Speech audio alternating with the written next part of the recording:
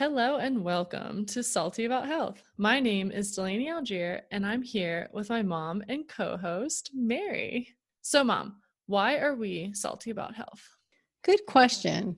It's because both of us have had struggles, some more serious than others, and no one showed us simple ways we could jump into the driver's seat and take control. And why are we sharing our views with our listeners? Well, because we want our listeners to realize that it may take time, but with some simple knowledge about health, they'll be able to make a few changes and dig deeper to take control of their well being and live a more vibrant life.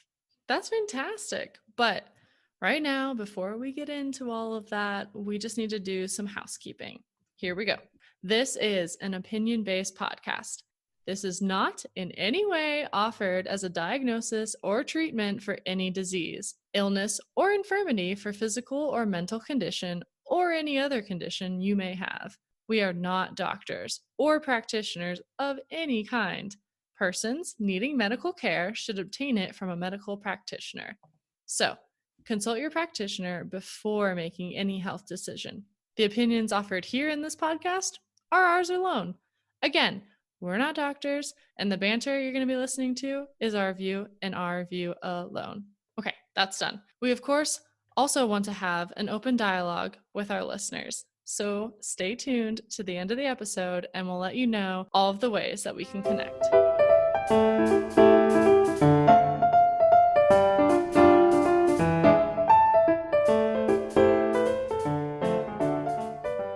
Welcome, everyone. We are so happy to have you back for episode 30, Dirty 30, woo woo. Today, we're going to talk about ultra running, also known as ultra marathoning. And we are fortunate to have Ralph Crowley with us today to talk about ultra running, because you can believe that if Mom and I haven't tried cross country or regular marathoning, we certainly have never done ultra marathons. And I would like to call Ralph a resident expert on the subject because he has placed on every continent in an ultra marathon. I know. I think that is so cool. Right? It's amazing. It is. And I had never even heard of the sport. So, for those who have never heard of the sport, let's give them a little background. Okay. So, ultra running. This is any foot race that is longer than the traditional marathon length of 42.195 kilometers or 26 miles and 385 yards, which I would like to point out that in our episode with Trent, she said the marathon length was determined supposedly by the Romans, right? It was in Italy where like they ran and then they like fell over and died from running that far or something. I suppose so. Right? That was like the myth, is like that's how long a marathon was, because they ran from somewhere to marathon and like almost, it was so hard on them. This running is even longer. So just putting that in everyone's mind. It just blows my mind every time I talk about it. So there are two main types of ultra running events: those that cover a specified distance or route, and then those that last for a predetermined period of time, with the winner covering the most distance in that time. So the most common distance are 50 kilometers or 31.07 miles, 100 kilometers, just 62.14 miles, or 50 miles, which is 80.47 kilometers, and then 100 miles, which is 160.93 kilometers. Although many races have other distances, and I'm sure Ralph can fill us in on the distances that he's done. And the 100-kilometer race is recognized as an official world record event by the International Association of Athletic Federations, the IAAF, which is the world's governing body of track and field. Yes, and other ultra running races include double marathons, 24-hour races, and multi-day races of 1,000 miles which is 1,600 kilometers or longer. The format of these events and the courses vary, ranging from single loops, some as short as a 400-meter track, to point road or trail races, to cross country road games, which is a competitive event in which runners find their way across open country with a map and compass. I think that would be cool, but not running it. Like if you could do that in a car or something, I think they have that. In a car. They do. They have the out west. It is like 1,000. Is it 1,000 miles or something? But yeah, they just like are out in the desert with their cars. Yeah, that would be fun. Into nowhere. Yeah. But also, Ralph, I know, I mean, I'm sure he'll talk about this, but I don't know if he's ever done the Rogaine with a map and a compass, but he has done like the trail type or cross country type and still gotten lost. And that's where they kind of mark the course for you. So I can't even imagine having to do it where they're just like, nope, we're not even going to mark out a course for you. Yeah, that would be crazy. That would be crazy.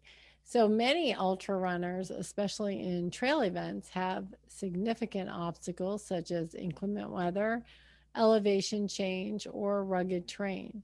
Many of these races are run on dirt roads or mountain paths, and though some are run on paved roads as well.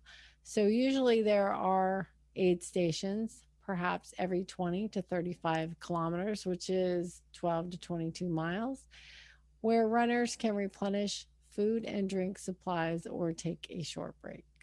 Oh my gosh. And I love that. It's like, oh, every 22 miles you can take a break, where I feel like every mile. I know. It's like I need to see the next break station so I can run towards it.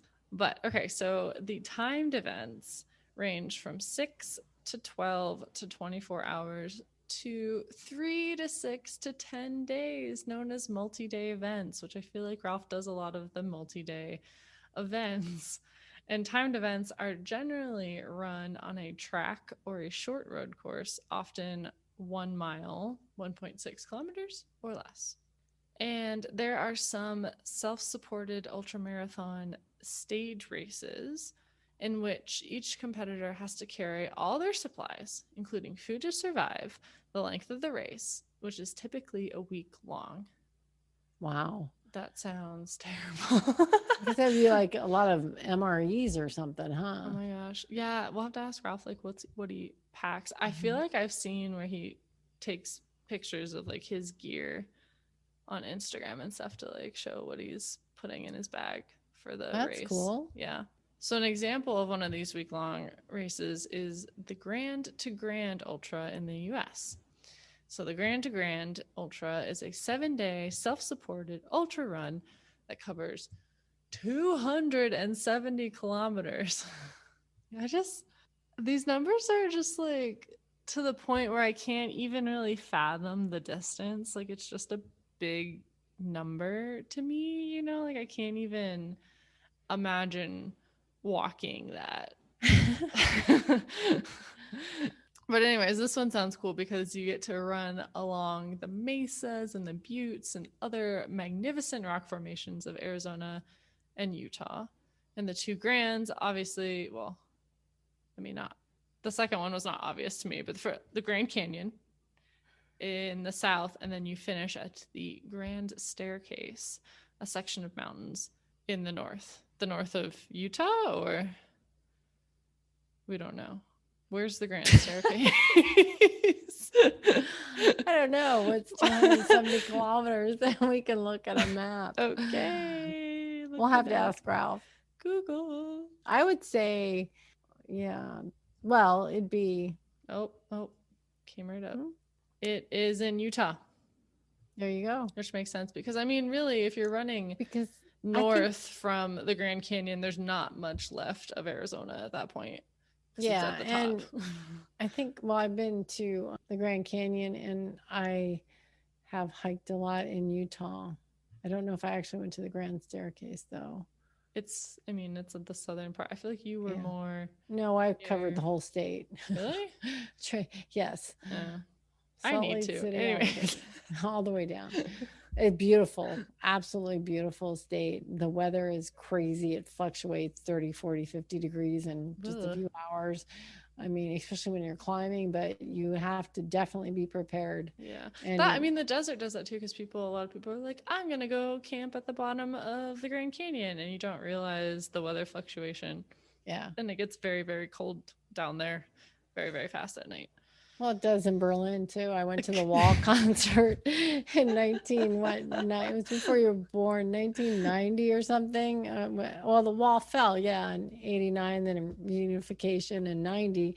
Then they had Pink Floyd came in with Cyndi Lauper and all, and they had a concert at the Wall in Berlin, and it was hot actually. And Berlin's, you know, very north, and so, but we had a really hot day, and we're all in shorts and tank tops, and by night it was freezing, and we just wanted to just, and then the taxis had stopped, and oh, it was a miserable night That's what, because see, it's Germany. Just drink more beer and you'll. there you go. So that was quite a big fluctuation. Oh my gosh. But anyway, so the Grand to Grand, that is really interesting. So let's bring Ralph into the discussion. And I can't wait to hear what he has to say about ultra running. Welcome, Ralph. Thank you for joining us. And I met Ralph up in New England, fangirling over the company that he works for without knowing that he works there. But then, fangirling even more because you do ultra running, which is so crazy. So can you just tell us how you even got into ultra running in the first place? That's a good question. So I rode in college, like always did sports growing up, and then did rowing in college. And then it's actually my sister started running the Boston Marathon every year Okay. when she graduated. So I always wanted to do that one. So signed up, did that one a couple times, and then like randomly stumbled across an article about, I think it was in ESPN, about a guy running 155 miles through the Sahara Desert over like 6 days. So this race in the Sahara, which sounded ridiculous, and then kept reading more and more about it and like hearing what they did. So I ended up signing up for that race like 2 months before so I started running and then randomly signed up for it. And then I told my parents like 2 weeks before I left and stressed them out like crazy. So yeah, and then just went and did it and learned a ton doing the first one. I was a complete disaster for the entire race, but I think after about a week, I ended up being like, that was really fun. In hindsight, that was really fun. So Wow. kind of how it all kicked off. Can I ask you what your age was at this time? I was 25 years old. Okay, So cool. way back, it was 2010. Okay, cool. Way back when. Way back when. Yeah. So I read that ultra running is more about the experience than the pressure of placing, and that you usually have plenty of time to complete the course regardless of your skill level. And do you agree with this? And do you put a lot of pressure on yourself to place? So I feel like they definitely, I feel like especially like the more interesting courses, especially if people are like traveling somewhere to like an international race or something like that, especially like the multi-day races, they try to build out the time limits, the cutoffs in a way so that, you didn't just fly all the way to Egypt and then miss the cutoff on day one and now you're just sitting around for a week. So I feel like most of the time they do pretty generous cutoffs. Like, is it 12 hours? Like, I don't even know what's Yeah, they'll normally do it. The cutoffs tend to be normally more about safety than anything else, Okay. as far as like doing a race in Sri Lanka and you can't be out there after dark because there are a lot of animals that will eat you. Oh my. So sometimes the cutoffs are built out that way. And then other races, like the one-day races, you'll see more strict cutoffs because it's a local race somewhere down the road. And whether you finish it or not, it was only one day anyway. So. Okay. So were you ever in danger when you were running a race by any animals or anything else? No, I mean, there's always like I never felt like I was in any real danger. I think there's always a certain amount of I think the biggest issue you'd probably get into is like dehydration problems and stuff like that. But I think it's just being smart about making sure you're carrying the right amount of water, making sure you're pushing yourself at a level that you're going to make it to the next checkpoint without having a lot of issues. I did have some races where I definitely did not do a great job of that. I think I've showed Delaney the photo of this of me in like Namibia, where I went out way too strong and then just was, I think I was 2 miles from a checkpoint and was just like lying on the ground there for a handful of hours. Oh my. Still like okay and waving to people as they went by, but I like was so cramped up that I couldn't get myself moving. So finally got some water, met with some like the medics that were there, was able to get to the checkpoint, hung out at the checkpoint until I was like regrouped, and then was able to kind of finish things off. But I feel like that's probably the biggest thing you got to keep an eye on is kind of hydration levels, animals and stuff like that. There have only been a couple races I've done that have been in like some really weird place. Like Sri Lanka, we had elephants. So we ran up on some of the elephants, but they stayed far enough away from us that we were pretty okay there. Well, and I mean, to me, one of the most extreme places you've run is Antarctica as well, where you had to fight with the weather too, right? Yeah. So I always do like one or two or three stupid things on each one of my races. So for Antarctica, I made the mistake. You have to wear like pretty aggressive sunglasses there just because there's so little ozone and then you've got the sun reflecting off of the snow. So I actually ended up getting snow blindness because I wanted to look at the views and took my sunglasses off for a full day. So Antarctica was beautiful for the first 4 days. And then for like 2 days, it looked just like a blurry white image. Oh my gosh. But that was probably my favorite race I've ever done as far as taking a boat ride down to Antarctica and then racing around the continent for a while and then getting a party on the boat ride back with everybody after they kind of accomplished that. That's really cool. So, I mean, you're talking about like racing around the continent and stuff, and you guys are doing some serious distance. So, mom and I are trying to look stuff up, and we found that there's some standard distances like the 50 mile or 100 mile or even like 100 kilometer, or ones that go for like time periods like 6 hours, 12 hours, 24, 48, or even like to 6 days. Do you have a preference on the format of the race that you run? So my favorite race to do is the stage races. So it's the ones most of the ones I've done have been broken out over like 6 days. Okay. You have a certain amount of distance that you're covering each day. So the Sahara one, for example, it was a marathon a day for the first 4 days, and then 50 miles on the fifth day, and then kind of like a day off, and then you have like 2 miles on the last day. But the cool thing about that is like everybody's at the same campsite every single night. So you've got your chunk of mileage that you're covering, everybody's starting at the same time, and then there's just a lot of downtime. So it's like a much more social event than some of the like 1 day races where you go, you do the race, and you kind of hang out with the people you know. You're not necessarily meeting a lot of new people. And then, as I mentioned, like a lot of things go wrong on the multi-day races. So you have to be like much more strategic and kind of think through the week. And you're carrying all your food and gear for the week. So you have to kind of plan out how you're going to eat. Like you can bring more calories so that you can recover better, but now your backpack you're running with weighs that much more and it's going to slow you down more. So it feels like there's like a lot more strategy that goes into that. And then, as I said, when things go wrong, like I like lost both of my big toenails in Sri Lanka. So I ended up like cutting up the top half of my shoes, like the toe box, and called them my little like skylights for my toes. That's fantastic. as my way of like being able to run in those shoes, even though my toenails were all busted up and my feet were all swollen. But I like that sort of stuff because you have to be kind of like figure it out on the fly, and you normally get a chance to kind of like make up some time, or if you can kind of be strategic about things. So do you also pack then like medical supplies if you're running that long? Yeah, you have for those types of races, they have like a mandatory kit list.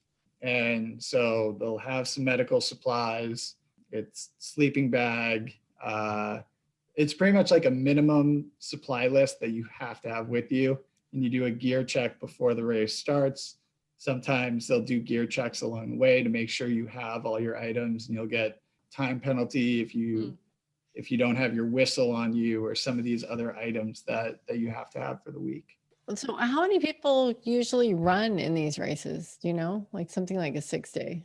Yeah, so the multi-day ones, a lot of I'd say like 200 was kind of like 150 to 200 people were kind of like the average on a lot of the ones that I did. They do have some big ones. So the ones I did were like the Racing the Planet races. I think marathon just subs is like 2,000 or 3,000 people.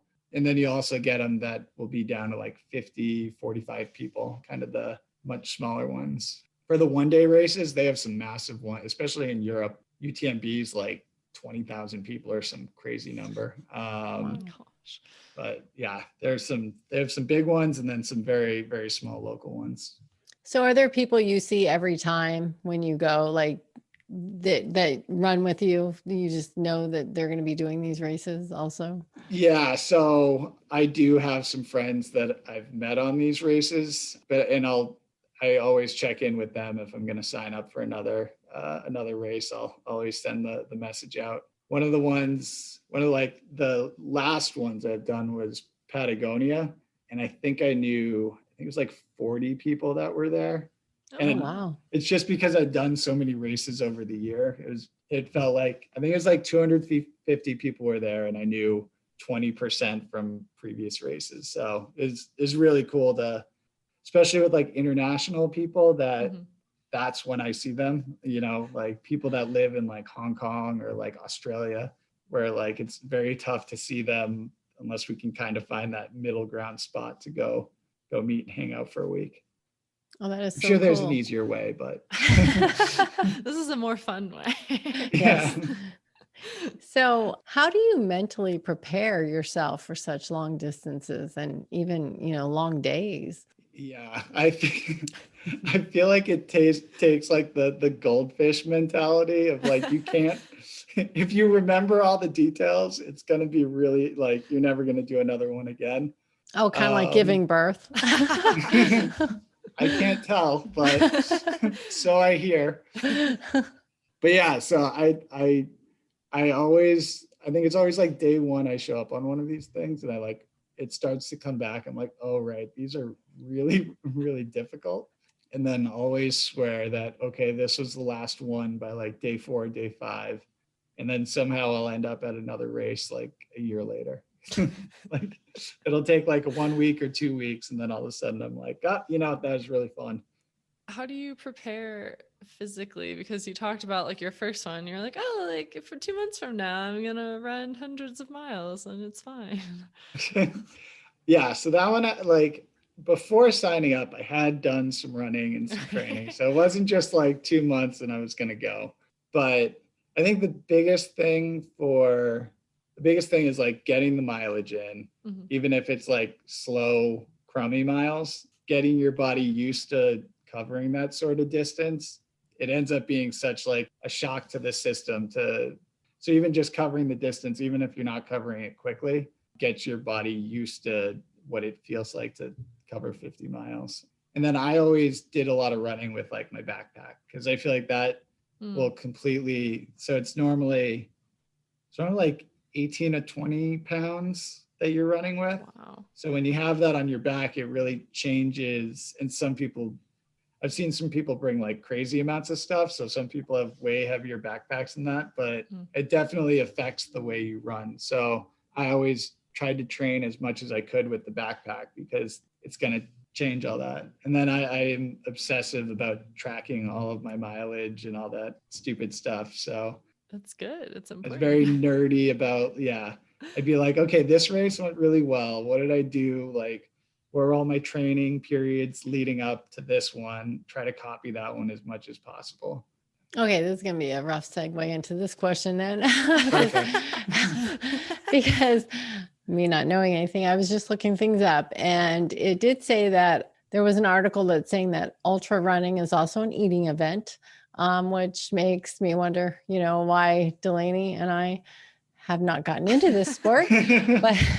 But seriously, according to Christopher McDougall in Born to Run, he says that your body will need plenty of fuel, so you can stuff yourself along all day long, and to expect really good food at the aid stations, kind of like pizzas and pies and fruit and sandwiches. I mean, is this what you experience? So that depends on the race. So the multi-day races, if it's self-supported, will not give you anything. Oh, no. So there's no food at the aid stations. That's all what you bring. However, on like the single day ultras I've done, I've seen some incredible things. I'm trying to remember some of the best ones. I remember one that had like they're giving out shots with like 3.5 miles to go. Okay. Which seemed like a great idea until it was like 3.5 miles of stumbling through the dark. They're like doing a shot of whiskey. But yeah, I think most of the time, because especially the really long ones, so like 100-milers, 24-hour races, you're burning so many calories throughout the day. It really becomes like whoever can stomach the most food and still be able to run, which I feel like I now pride myself on the ability to like be able to eat slices of pizza and then still be able to run. I think my best, my crowning moment was I did a 24-hour race, which was a 1-mile loop, and whoever does the most loops wins the race.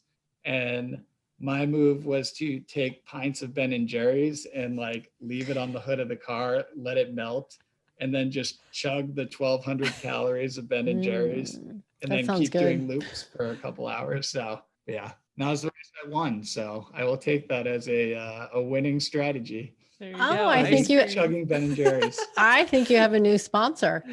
I don't know if they'd like to hear that, like, because they're so good because it's so many calories in an easy to consume vessel. Well, it's just the whole carton. Yeah. Normally my siblings ask me what I eat on these things, because normally it's like the most amount of calories that you can consume super easily. Mm-hmm. And every food I list is like, okay, if Ralph eats it during an ultra, I should never eat this food.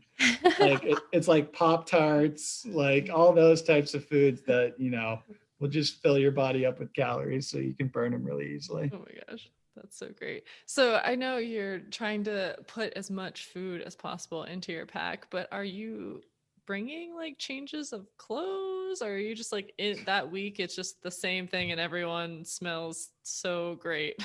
It's very limited. There's a minimum amount of clothes that you have to bring, and pretty much everybody brings the minimum. Awesome. Which, yeah. And we've been to some like I'm trying to remember where we were, but like we had to go through these like mud fields. I think it was Sri Lanka. It was like the rice paddies of Sri Lanka. And like everybody was just like head to toe covered in mud. And that's just how you were for the rest of the week, because there was no way to get it off of you. But yeah, so everybody's very smelly, very dirty by the end of the week. Okay. So what advice would you give our listeners on what not to do and what to do if they are interested in getting involved in ultra running?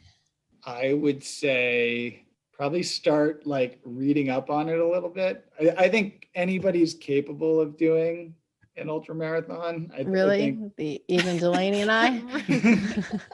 I think it's a mindset. I think there's a lot of people that end up doing it and it's always like people that you wouldn't expect doing well a lot of sometimes. Like I forget what the joke, there's always a joke that like, you know, on the 100-miler, you're going to go out really hard. And then at like mile 75, there'll be like the 6-year-old guy come running by you, just feeling like chipper and fine. Because normally there does seem to be almost like a benefit to being a little bit older and being a little bit like smarter and more strategic versus like a lot of the shorter races. I think they're able to pace themselves a lot better than, you know, some of the younger people. So I do think a lot of people are much more like, are actually capable of doing it. But I think it's really getting your body used to being able to actually cover those miles, because I think every time you hit like a new mileage distance, it's always a shock to the system. I think no matter what mile you're running, first time you do 10 miles, I feel like always ends up like destroying people. I feel like it's a very similar pattern of like, once you do it once and your body figures out that it actually can do it, the next time's always easier. So Do you run daily? I used to run daily. I used to run all the time. I've been a little bit relaxed during the pandemic, though. I don't run nearly as much. I mean, did they even have, I guess, probably not any of those week-long races during the pandemic, huh? Yeah, so a lot of the international races shut down. So those ones ended up being on a hiatus because most of the people were coming in from other countries and, you know, meeting in one spot. I think halfway through the summer, a lot of the one-day races came back, because I can't think of a sport more socially distant than ultra running, where Yeah. people are, especially like 100-mile race, people are separated by like half a mile out there. So they have been able to kind of bring back some of the races. So. Okay. Are you planning on one coming up anytime soon? I don't have anything on the calendar. I keep my eye out for all the races. Yeah, the last one I did was 2019. I had a goal of finishing on the podium on all 7 continents. So I was able to do that in Albania, 2019. So that was kind of I guess it's been a 2-year break since then. Yeah, I mean, that's like a mic drop, though. You're just like, yeah, exactly. I was done. like, that was one of my lifetime goals, and I got it, and now it's like, oh, that is amazing. Hopefully I'll do another one someday, but yeah, not anytime soon. Yeah, I got to start running again. When you're 60 and you can pace yourself. Well, I guess before we finish up, is there anything else that you wanted to add for the listeners that maybe Mom and I didn't ask you about? I'm trying to think. Yeah, I'm trying to remember any like good stories I have. Yeah. I do have, I don't know if I told you this one before. The guy who cheated by hiding in a porta potty for one of the 24-hour races. I feel like that's a good one. So the same race, the melted ice cream race, a guy, it's a 1-mile loop. So a guy would cross the finish line, duck into the porta potties that were set up by the finish line, wait there for 7 minutes, and then just go back around and cross, because he had the ankle tracker that only checked when he went across the finish line. So he literally would just do that over and over again, and nobody saw him doing it based on the way it was set up. So he ended up getting caught the year after my race. So technically I didn't win the race that year, but I was awarded the win the year after they figured out he cheated the last 4 years by hiding in the porta potty. But 4 years.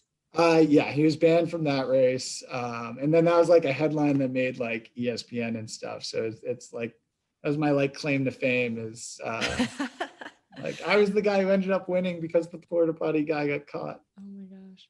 I don't know why someone would even do that. Yeah. You know, I mean, there isn't exactly a lot of money in ultra running. So it's not like him winning this random New Year's race in Arizona was making or breaking his ultra running career. But oh my gosh, that was probably one of the most entertaining things is, yeah, the guy who hid in the porta potty to cheat. So do you buy new tennies for every race? And is there a certain brand you use or kind? I mean, do they wear out? So I would think they would I wear out had a quickly. wonderful situation where my brother-in-law works for New Balance, and then my sister-in-law used to work for Saucony. So I had lots of access. I Nice. chose the New Balance side. There was a great divide in the family whether you were Team Saucony or Team New Balance. But yeah, for me, it was just something that fit my foot really well, and so I never had that many injuries while running long distance, knock on wood. So it was all about like finding a shoe that fit pretty well.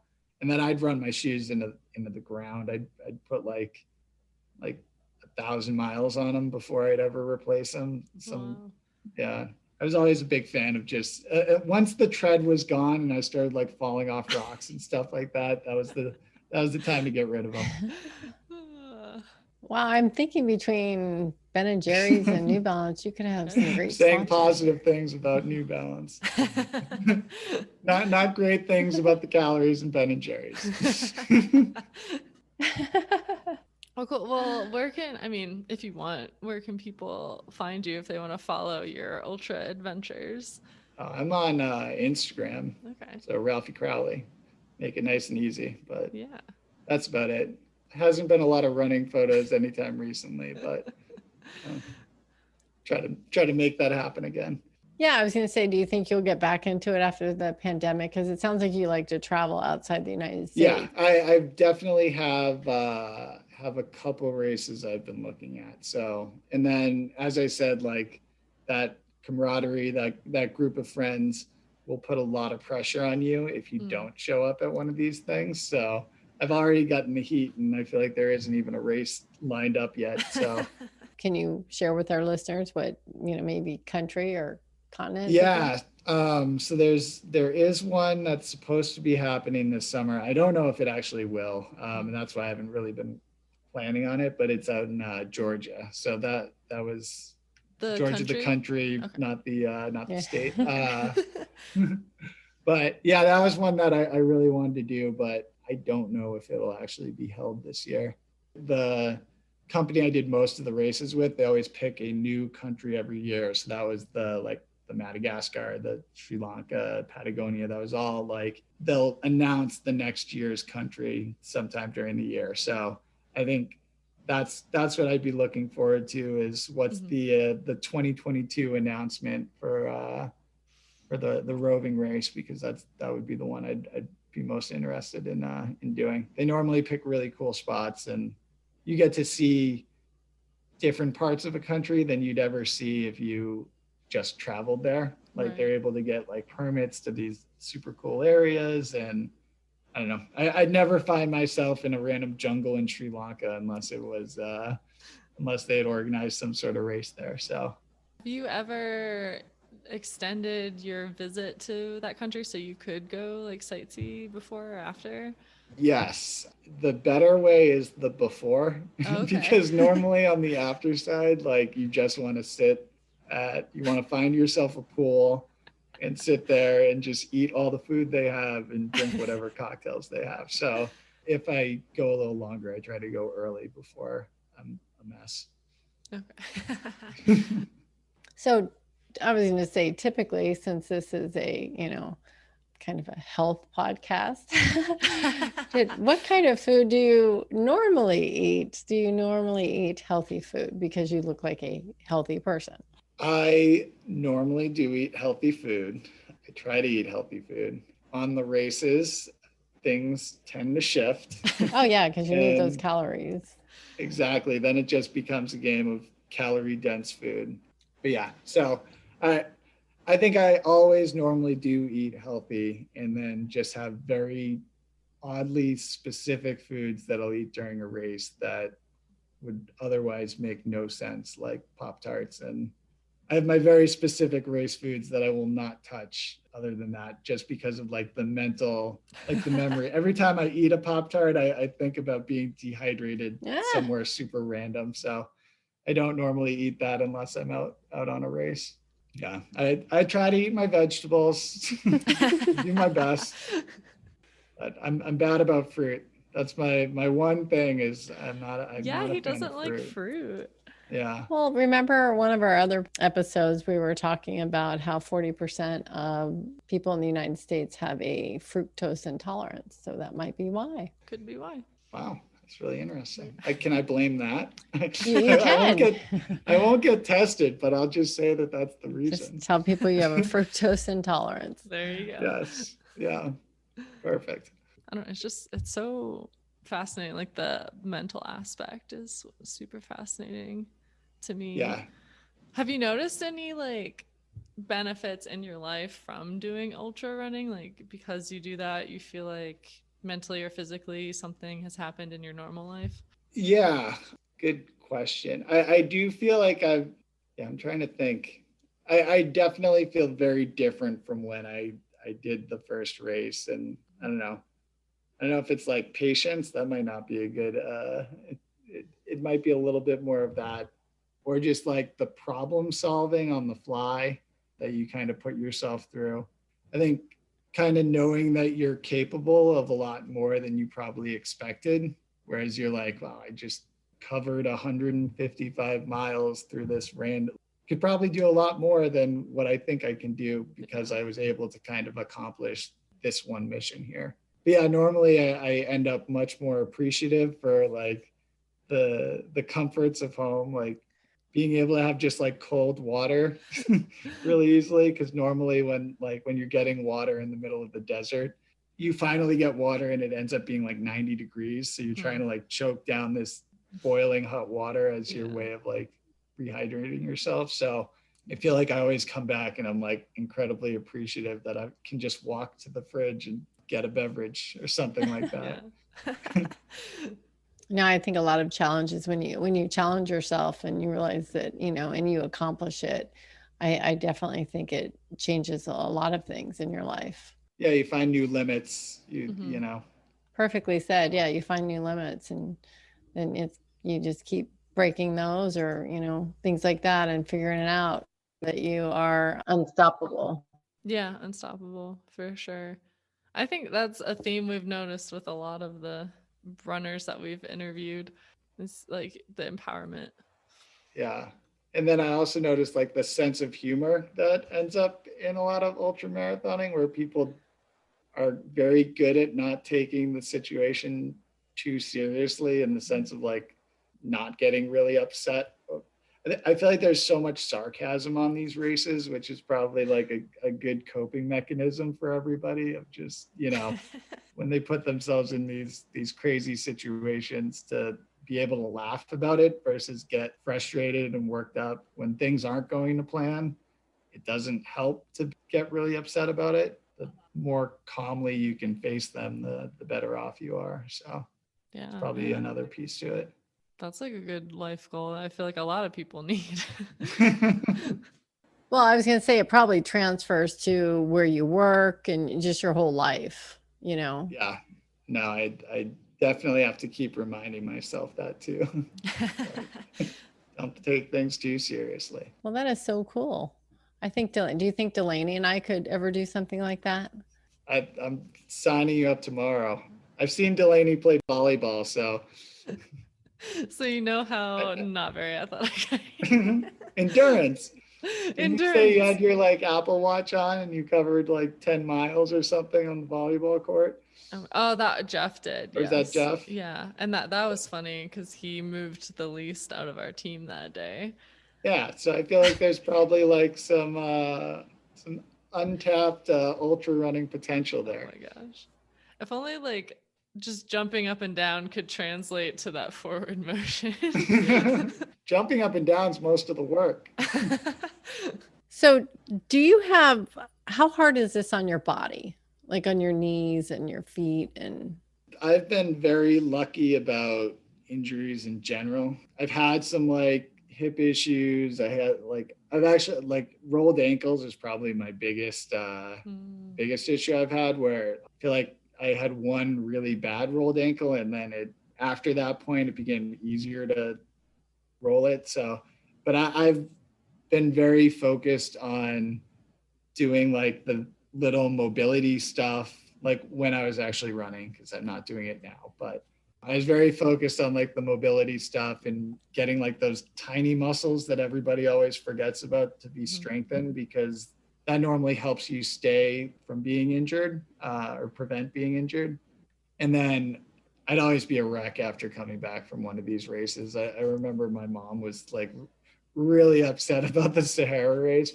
So I ended up losing 28 pounds during that week because I got so sick and dehydrated. Wow. And like couldn't stomach my food. So that one probably took the biggest toll on my body, where my parents were none too pleased to see me like limping across the road 28 pounds lighter. Oh my gosh. When I got back to the US. Yeah, normally I end up losing like 15 pounds during the week, so it definitely like takes a toll on you physically by the end of the week, when things have wrapped up and you're pretty wiped out by the end.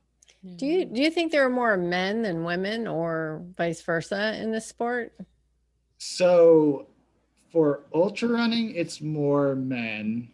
For I think for marathons, it's more females do marathons than men. So I know that's been kind of a focus on ultra running, is how do we kind of even up those numbers? I think there are a lot of races that, you know, you have to qualify for, and they didn't have like pregnancy deferrals and stuff like that, where it could take you like years to get into a race. And then if you miss it because you're pregnant or something like that, you just miss your spot. So I think they're working hard to kind of close a lot of those obstacles. So, and try to get it to be more balanced. Cause right now it's skewed a little bit heavier male, but just not a massive gap between the two. Okay. Do you notice, I mean, it sounds like you're doing a lot of international races, but do you think there's a lot of like US people just traveling around, or are you meeting like a good mix of people?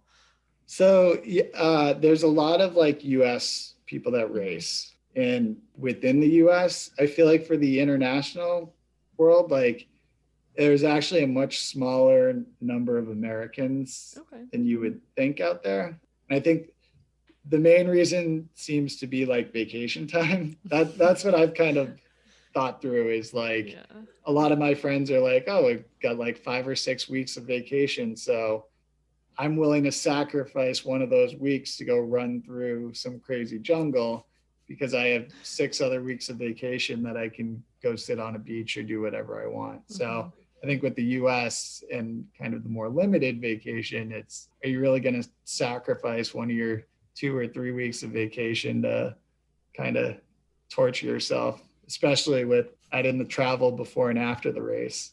And recovery after, because I wouldn't want to go back to work the next day. That would be terrible. But I think the US is starting to get like more involved in that world, especially like the international world. You're seeing more people get in the mix from the US. Oh, that's good.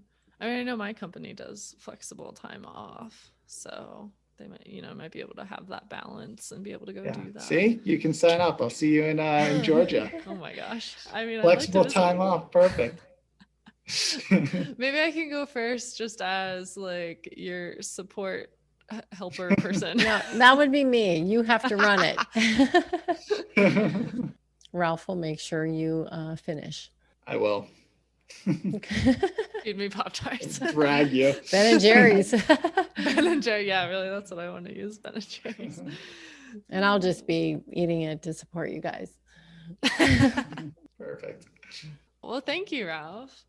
Yeah, this absolutely. Really great. Yes, thank you very much. That was fun. No, of course. It's really fun.